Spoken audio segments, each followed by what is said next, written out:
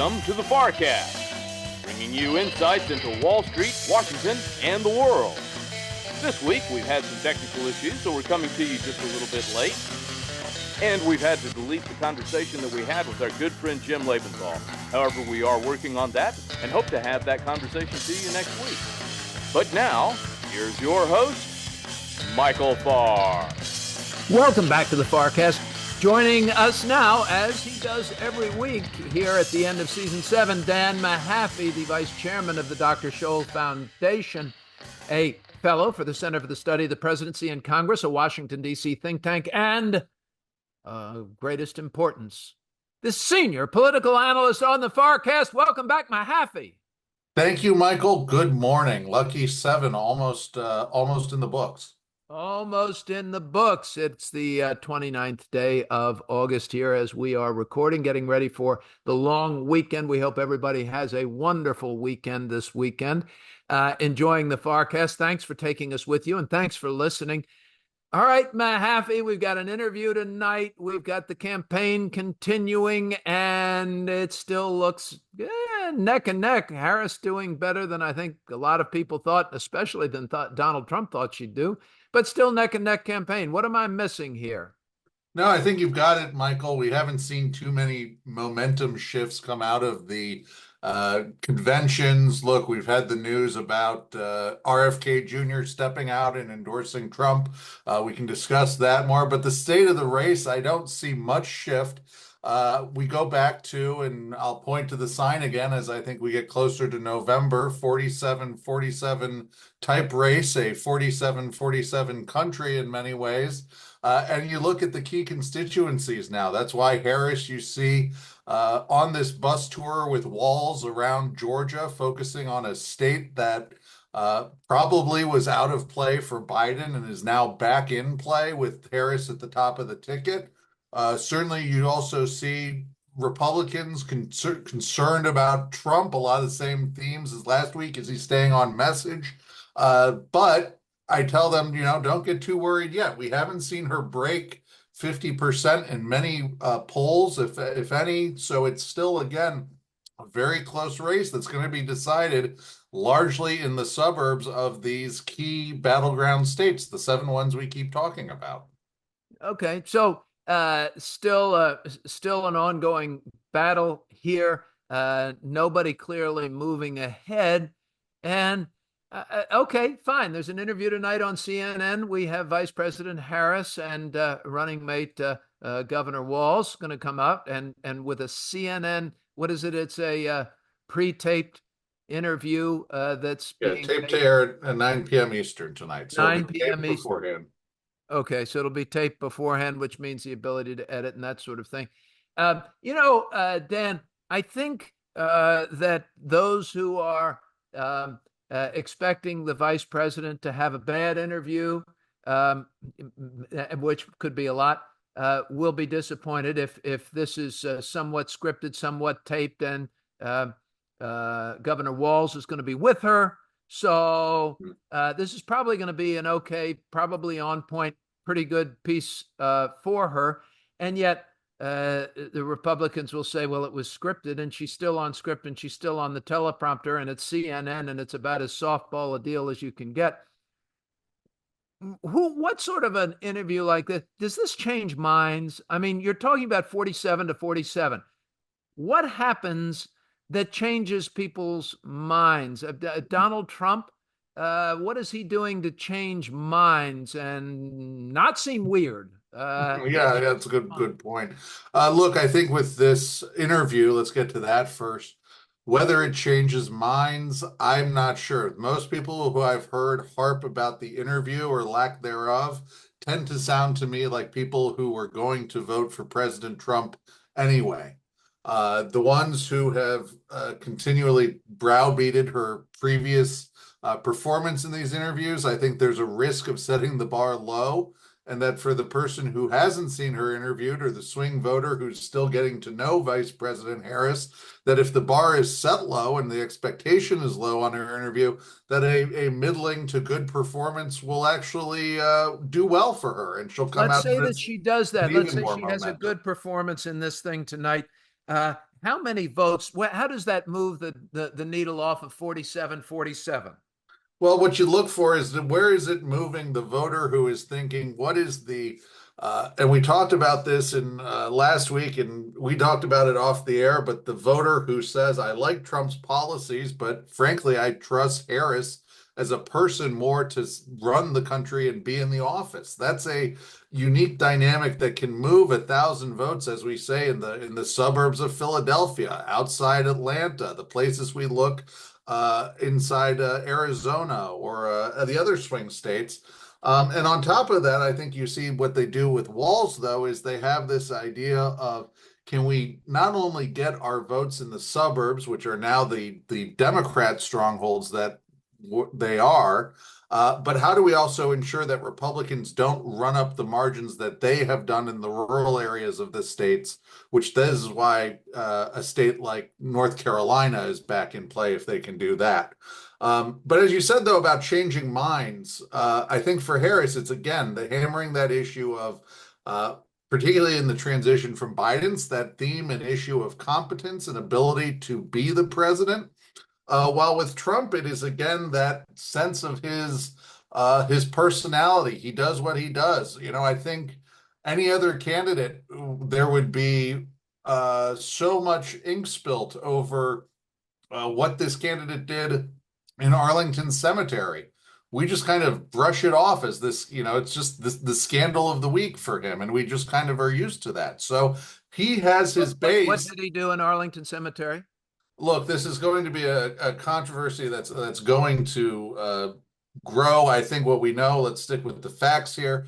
President Trump, at the invitation of some of the family members of the Abbey Gate killed in the bombing at the Abbey Gate at the Kabul airport, some of the family members, they're buried there at Arlington Cemetery. Of those fallen, had Trump there on the anniversary. He did lay a wreath at the Tomb of the Unknown Soldier and then went to the Section 60 of Arlington Cemetery. That is the plot where the more recent fallen are laid. And while there, he was greeting families. Photos were taken at the graves. There was a scuffle of some kind between cemetery officials and someone on the Trump campaign over whether photographs and videos could be taken, but look, the rules have long been, both on paper as well as we kind of think of an unwritten rule, that you don't campaign at a place like Arlington Cemetery. But we do see now a video today from the Trump campaign on TikTok showing footage of him at the graves in Arlington. So this is a scandal that again, has grown out of the former president's visit to Arlington Cemetery. I think in some ways distracts right now from remembering those who fell during the disastrous evacuation of Kabul. But this is another type of thing that has, when I talk to people, the swing voter, you have a picture of him giving a thumbs up over a grave in Arlington. That's the kind of stuff that his base loves, but a swing voter recoils a bit at. His base is loving that he's coming out with RFK Jr. and Tulsi Gabbard to some of these events. It's not helping with that swing voter who thinks, wow, these are more weird people on stage. So Kennedy has said, I'm pulling my name off of the ballot in certain states. Why does this candidate leave his name on in states where he's ostensibly still running against President Trump, if he's indeed endorsing President Trump? I'm just a little confused. The issue has been, I think they missed the deadline in some of them to have it removed in time. Got it. Okay. I've been hearing that I can't trust the polls around Trump by many Republicans. And indeed, I heard James Carville say something like this recently, I believe, where he said there are people who will not tell you they're voting for Trump because they're too embarrassed, but they're still going to go vote for Trump. Is that a significant cohort in your mind? And does that move the needle? And are these polls accurate or inaccurate? No, I think it is a very good question. One, it is a fact that we have seen polls repeatedly in each cycle underestimate Donald Trump's support while still being pretty accurate around the general Republican ballot and down ballot races. So that does suggest that there is that phenomenon that When Carville you say a describes. down ballot race, what's a down ballot A race? member of Congress, senator, Thank you. mayor, etc. So there are more people who turn out for Trump than do their average Republican candidate. Okay. At the same time, I think where I look at polling right now is one that is a sense of the momentum in the race, one. Two, tracking key demographics that are critical in a close race, like young people, like persons of color, like women in suburbs, etc. Those are the ones that tend to swing whether or not a Democrat can prevail. And then finally, you look in the third column of what are the polls telling us about whether whether the Democratic candidate is getting above 50% in the national popular vote, because that then allows them to overcome what are basically the Republican structural advantages by the Electoral College. Gotta run, Dan. Can't believe it. We're out of time. Elections tomorrow. Who wins? And is that a different answer from November? I think tomorrow, I think it is a different answer from November, because right now I think Harris has the momentum in some of these swing states. But like so many, this race is really frozen until that September 10th debate. Okay. We will wait and watch. And thank you, Dan Mahaffee. That's awesome. All right. We're going to come back with Joshua Huminski from the Center for the Study of the Presidency and Congress, and we're going to talk about what's going on in the world. Please stay with us. Michael Farr and the FarrCast are proud to support Heroes, Inc. Heroes supports the spouses and children of law enforcement officers and firefighters who gave their lives in the line of duty to the greater Washington, D.C. community. Their singular goal is to honor the supreme sacrifice made by these individuals by caring for their families. Heroes' work begins within 24 hours of the tragic loss and continues indefinitely. We invite you to learn more about Heroes' mission at heroes.org. We hope that you will consider supporting Heroes as they endeavor to honor those who protect us. That's heroes.org. Heroes, here for you, here for good. And now, back to the FarrCast and your host, Michael Farr.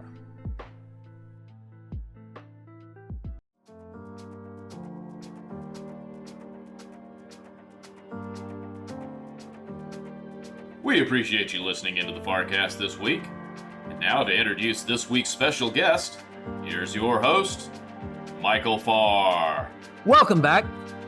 Great segment there with Dan Mahaffee. Always learn so much from Dan when he's on, and gives us plenty to think about the way he views the world through Washington's eyes and all the folks he knows on Capitol Hill. Joining us now is the Senior Vice President for National Security and Intelligence Programs at the Center for the Study of the Presidency and Congress, a Washington, D.C. think tank founded by my friend, Ambassador David Abshire, many years ago, the late David Abshire, who was one of the more wonderful human beings I ever knew.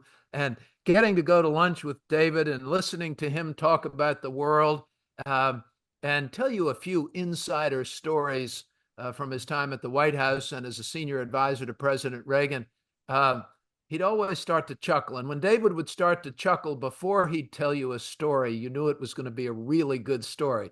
He'd start laughing before he'd get to the story. He was great, dear friend. Josh, welcome back to the FarrCast. Thanks so much for having me. It's great to be back. We're very glad you're here. Dan and I have been talking about issues domestic, and just before we went live, ladies and gentlemen, Josh said, "How's your summer?" I said, I'm living through the same made-for-TV movie we all are. And Josh said, I'd like to get back to more normal, regular times with more normal, regular issues. Any leadership you have, Josh, to get us there would be great. Give us the international perspective, please. I know you went to the War College in London and studied there. What are you seeing from around the world, not only in the Middle East, but also in Ukraine? And we're seeing a big push all of a sudden from President Zelensky trying to come up with a peace plan, which is being rejected by Russia, but he's coming to the United States to present his peace plan with Russia and see if they can build some support. Tell us what's going on.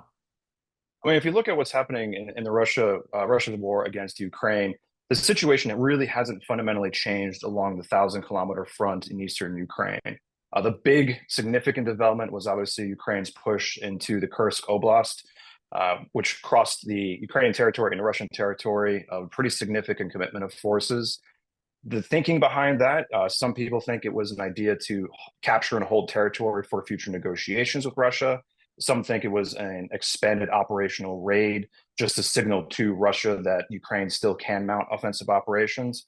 Some people also think it was more of a signal internally that the Ukrainian armed forces were signaling to Zelensky and the West as well that they're capable of launching these operations. How sustainable it is in holding that territory remains to be seen. But to your question about the peace plan, the really big challenging part is you have to have parties willing to negotiate. Right now, Putin doesn't see any value in negotiating because he thinks he is winning. And to some degree, you can argue that from his perspective, he is, especially ahead of the forthcoming American election, which I'm sure Dan was talking quite at length about. He doesn't see a need to go to the negotiating table. So for Zelensky to propose a peace plan, it's hoping to solidify conditions on the ground and get the backing of either the Trump administration or the Harris administration for some future resolution of this conflict ahead of that election. Why does Putin think he's winning? He's hoping to outlast the West right now, and he hasn't seen the commitment from the West in terms outlasting is different from winning. That's winning in of itself, though. He believes that what he can. He was supposed to be done and taken over Kyiv in 10 days when this thing started 2 years ago. I mean, I don't know how you go from that and all of the swashbuckling we saw out of him and then to this and a win, but somehow he's hanging on, and maybe he's trying to wait till the next administration and he's going to have a better shot at doing what he wants. I mean, I'm trying to get into the mind of Putin, and I'm failing, which makes me feel good on several levels, but I still don't understand the guy. Well, I think trying to get inside Putin's head is always going to be a dangerous task, just like trying to get in the head of any foreign leader out there. But yes, you're right. The first initial operation, they wanted to seize Kyiv. They wanted to take the entirety of the country. That proved to be false because they overestimated their own capacity, underestimated the resolve of the Ukrainians writ large, especially the armed forces. That strategy has fundamentally shifted. The desire is to subjugate Ukraine and put it underneath Russian purview, Russian dominance, if you will, in one form or another. The outlasting the West component fits in with that quite nicely because the Ukraine cannot sustain operations independent and of itself. They don't have the industrial base, they don't have the manpower to do so. And the desire for the West is to see Ukraine's defense while balancing against escalation. Now, Putin's banking on a change of administration, potentially coming in with President Trump, who has said that he would end the conflict in 24 hours or some stated period of time, and steadily erode the resolve of the West for a longer-term conflict. Russia's economy is increasingly militarized. It is not fully on a war footing. So the sustainability of putting men and material into this conflict in Ukraine is probably more sustainable from a Russian point of view than necessarily a Western point of view in terms of that good old question of guns versus butter. So is not losing winning? Arguably, yes. And that's where Putin sees this happening. Ukraine. If you get a Donald Trump in the office for whatever he hopes to accomplish, forces Ukraine, let's just hypothetically say, I'm going to pull all of our support from Ukraine. We're not fighting a war against Russia over on Ukraine, and therefore forces Ukraine to come into some sort of settlement whereby Russia, I guess, wins and takes over the Ukrainian territory. If that's sort of where we think this is going, if that's not where you think it's going, please let me know. But if that is indeed where we're going, what has Russia won? I mean, I understand the access and the physical geography, but after all of the lives lost and after all of the ground destroyed and the economic damage that needs to be rebuilt sooner or later, what has he won? Well, going to the first part of that question, if the United States does withhold or slow down aid under a Trump administration to Ukraine and tries to push Ukraine to the negotiating table, The likelihood of Kyiv and President Zelensky going for that is probably pretty slim, but equally and just as important, the Europeans have said that they're going to provide increased aid regardless of American politics. Now, how sustainable that is in American and European domestic politics remains to be seen, but Europe could step in and allow Ukraine to continue to defend itself and support its defense over the longer term.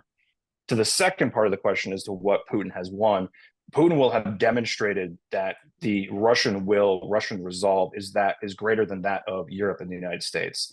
That in and of itself would be a victory at great cost, of course. I mean, the men and material lost. The material can be replaced. The men is a generational challenge, arguably. His strategic position has fundamentally changed, adding 800 miles with the Finnish border on Russia, very close to the strategically important Kola Peninsula. So your strategic position has changed, but it will be spun as a victory for Russia. The consolidation of the Ruski Mir, if you will, which is Belarus, Ukraine, and Russia. That will be for Russia a victory and allow them to say, we've been aggressive, we've captured territory, we have parts of Ukraine, not necessarily the entirety of it, under Russian influence and Russian dominance. And that sends a pretty big signal to authoritarians and autocrats worldwide. You just have to outlast the West. And that is important to remember as well, is that we look at this conflict just purely as Russia against Ukraine. Russia looks at this conflict and Ukraine as part of a broader conflict and contest with the West. So we see it very isolated. Russia looks at it much more broadly. So from your perspective, if you look at this strategically, what do you say the United States has to do here? Should they be doing more of it, less of it? How would you, if you were God in the United States, I'm going to make you the U.S. deity, somewhere above the presidency, because that doesn't seem to be all that powerful anymore. Maybe if I made you Nancy Pelosi for a day, what would you do? If I was Nancy Pelosi for a day, I'd be getting her stock picks more than anything else, if I'm honest. Well, okay, self-serving is one of those attributes for American politicians. After you've padded your wallet, what are you going to do? I think the first thing I would do is try to define what victory looks like for the context of the United States. And to the Biden administration's credit, they have done a good job balancing ensuring Ukraine's defense and avoiding escalation. And I think those two things are not mutually exclusive, but they are slowing down the pace of aid and assistance to Ukraine. What we have right now is a fundamental absence of a strategy for Ukraine because we do not have a decided victory strategy for Ukraine. What is a military viable, politically acceptable outcome in Ukraine? And that right now, recognizing conditions on the ground, is Ukraine does not have the men or material to retake the 4 held territories or retake Crimea. So returning to the 1991 borders right now is not a viable option. 2022 borders, perhaps through negotiation, but the likelihood is that you're going to see that 1,000-kilometer front stabilized. And we forget that 6 months ago, the entire story was about active defense. 2024 was going to be a year of consolidation for the Ukrainian armed forces, with 2025 being the offensive year. Is that going to happen now? Remains to be seen, because the aid and assistance has been slowly trickling because of those two parameter frameworks. So for me, define what is a viable and acceptable strategy. What can you do? Right now, there is not one for Ukraine. But more important, there's not a long-term strategy for Russia. And the two are mutually entwined. How Ukraine is resolved will set the stage for the longer-term relationships with Russia. Now, we do not want to reward aggression. We do not want to embolden future aggression. And that is where it comes down to demonstrating resolve, showing long-term bilateral commitments to Ukraine for security and defense. I'm going to stop short of saying NATO membership, because that is a big issue that needs to be discussed and for the benefit of NATO, not just for the benefit of Ukraine. But define that strategic definition of victory, provide support for Ukraine to achieve that level of victory. And it's probably going to be along some sort of frozen borders. I mean, we need to start thinking more of South Korea with a DMZ and potentially ongoing hostilities, although not officially a hot war, for that longer term strategy. And then once we have that strategy, resource it accordingly. And that's what I would guide first. Okay, that's a very thoughtful, I think, very cogent answer. I got to tell you, I'm so much more simplistic, and part of it is, I'm not that smart, so I come up with a more simple answer, and mine is, as President of the United States, I am going to look at my generals at the Joint Chiefs and say, they do not win. Russia does not win. Figure it out and get it done and tell me the resources, and we're going to get it done. And I don't want this dragged out 5 minutes longer, and I don't want one American life lost unnecessarily that's not going to benefit the United States. And I want that done. And then I want to take more decisive action in the Middle East. And then I'll figure out what I'm going to do with China. But now, is that overly naive? I know it sounds it, because you sound your solution to this and ultimate outcome sound like it's more based in the real world. But it's just, I don't understand why the U.S. military effort, given all of our power and resources, can't do something more decisive to make happen what we think is in the best interest of our country. Well, it's a very good question, and the reality is that we do very much, unfortunately, live in the real world, and there are constraints on policies, behaviors, and actions because your adversary also has the capacity to respond. The last part of what you said is you don't want American lives lost, so we're not going to be committing American personnel or NATO personnel to that fight, because the risk is if you have NATO member state personnel, American personnel, fighting in Ukraine or killed in Ukraine, there's going to have to be some sort of response. Or you need to be willing to accept the political implications of having American troops lost at the hands of Russian forces. So you enter this escalatory ladder aspect of what do we do in response to their response and in response to their response. And that is something that cannot be necessarily controlled. It can be sort of guided, but the risks of escalation, which is what is hampering or influencing the administration's response and support to Ukraine, is very much guided by that concern. Now, we don't want to be a party to the fight. We are enabling Ukraine's defense of its own country and territory. That means that we're providing aid and assistance like the HIMARS, the ATACMS, long-range precision fire capabilities. Now the F-16s are starting to arrive, but there are limitations on that because we don't want necessarily American arms reaching deep into Russian territory because of the concerns and fears of escalation. Ukraine, understandably, and probably rightly says that is an artificial constraint in limiting their ability to defend themselves and prosecution of offensive operations. We say we don't want escalation with Russia. So this is where that tension comes into it, and what the Washington policy community is overwhelmingly dominated by right now is advocacy, not analysis. So it is easy to say we are with Ukraine for as long as it takes, and that is a wonderful moral and emotive sentiment. But what does that mean in practice? And that's where we need to start looking at analytical realities versus advocacy and emotive responses. It just frustrates me because, and I think, and I get your point on advocacy, and I understand the feeling, but if Russia knows that we're standing there handing them the guns and passing them the bullets, and everybody knows exactly what we're doing, why do we continue to maintain this charade in full daylight and let things continue and go on and on and on? I mean, I find it frustrating, not only on this front, but around the world, as everybody knows exactly who's doing what. Everybody knows what Iran is doing. Yeah. Hamas is really going to be able to take on Israel? Really? Hamas is going to take on Israel by themselves? That's just stupid. Of course not. And they're going to hold off the United States? They're only holding off the United States to the extent to which we're willing to be held off. We can put an end to it. How do we do it without disrupting the Middle East? But I keep going back, and I've asked Mahaffee this for years.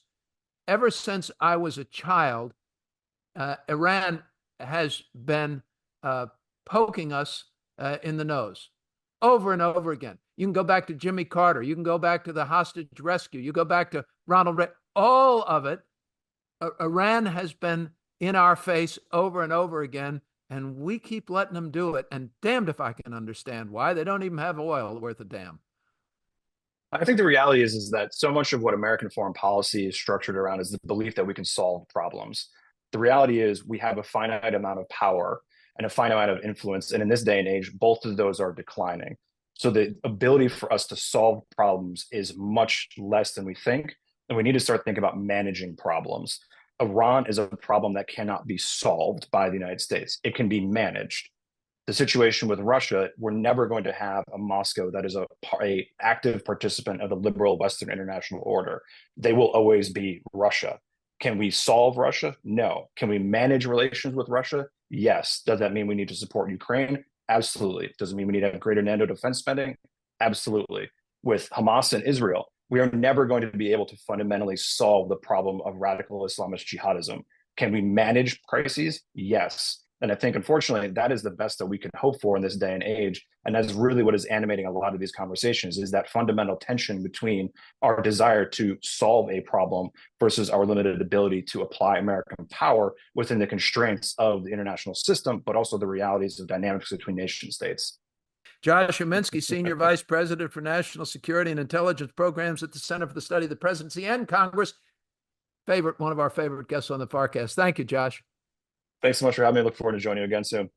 That's it for another FarrCast, ladies and gentlemen, as we cover Wall Street, Washington, and the world, bringing you insiders to help us better understand what's going on in the world of geopolitics, how it's going to affect us economically, and how it's going to affect our markets and our investments. Remember that a lot of this creates a lot of short-term noise that has been with us for decades and generations, and indeed the last 100 years. And through it all, American and capitalism continue to survive. We continue to expand. We continue to succeed. I suspect that will probably continue over the longer term. So stick with your plan, stick with your long-term goals, and never bet against the United States of America. Never, ladies and gentlemen, absolutely never. I hope you have a wonderful weekend, that you take a rest from your labors. And we really appreciate you being a listener on the FarrCast. For Harry Jennings, my producer, everybody at Hightower and Farr Miller and Washington, thanks so much for listening. Please share us on social media. I'm Michael Farr. See you next week. Thanks for joining us this week again on the FarrCast. And thanks to our guests, Jim Leventhal, Dan Mahaffee, and special guest, Joshua Huminski. We hope you enjoy the show as much as we enjoy making it for you. Please share us with friends and colleagues. The FarrCast is produced by Michael Farr and Harry Jennings and comes to you weekly for free on all major podcast platforms, including Spotify, TuneIn, and Apple Podcasts. Stream past episodes and subscribe so you never miss a new one. Please be aware that anytime we or any of our guests mention a specific company, sector, or refer to performance in relation to an earnings report, news headline, or economic trend, it is not a recommendation to buy or sell. Review the risks and rewards of any investment with your financial advisor for what specific investment and general strategy is appropriate for you before you make any investment decision. And as always, if we can be of assistance at Farr Miller in Washington, please reach out to me at hjennings@farrmiller.com. We are here to help, and I'm happy to arrange for any of our listeners an appointment with one of our financial professionals to review your portfolio, your needs, and your goals. We love reading all of your notes, and we try to reply to as many as we can. You can reach us at hjennings@farrmiller.com. Let us know any questions you have about past episodes or questions you'd like us to address in upcoming shows. Take care, stay safe, and stay healthy. Thanks for listening to the FarrCast. Wall Street, Washington, and the world.